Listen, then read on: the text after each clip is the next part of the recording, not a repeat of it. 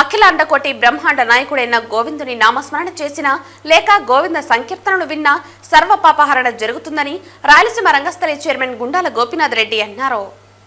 ఆధ్యాత్మిక రాజధాని అయిన తిరుపతి నగరంలో మరింత ఆధ్యాత్మిక శోభను తీసుకురావాలన్న సంకల్పంతో గత ఏడాది కాలంగా భజన మండలి కళాకారులు శ్రీనివాసునికి ఎంతో ప్రీతికరమైన శనివారం రోజున నగర సంకీర్తన చేస్తూ నగరానికి మరింత ఆధ్యాత్మిక శోభను చేకూరుస్తున్నారు.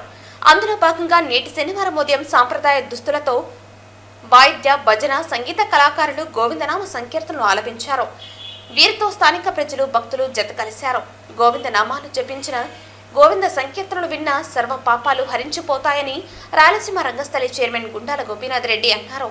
ఈ కార్యక్రమంలో బ్రహ్మానందం, గుండాల గోపీనాథ్, రాజశేఖర్ రెడ్డి, మునినాథరెడ్డి, వాసుదేవరెడ్డి తదితర కళాకారులు పాల్గొన్నారు.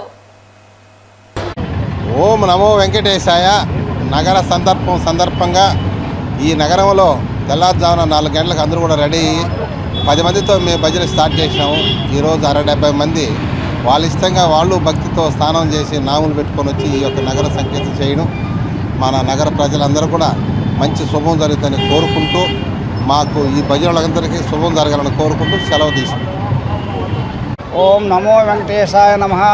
ఈ నగర సంకీర్తన అనే కార్యక్రమం ప్రతి శనివారము ఈ ఏకోజామున వేసి స్నానం ఆచరించి ఈ యొక్క భగవంతుని సేవకు భక్తులందరినీ సమకూర్చుకొని ఈ కార్యక్రమాన్ని భజన మండలిగా నడుపుతున్నారు.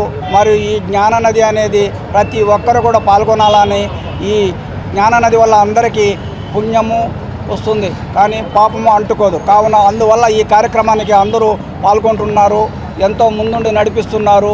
మరియు అందరికీ సుఖశాంతులు కలగాలని ఈ నగర సంకీర్తన అనే కార్యక్రమం ఏకోజామున మాకు మరి ఎంతో ఆనందంగా ఉన్నది, ఉల్లాసంగా ఉన్నది, ఉత్సాహంగా ఉన్నది.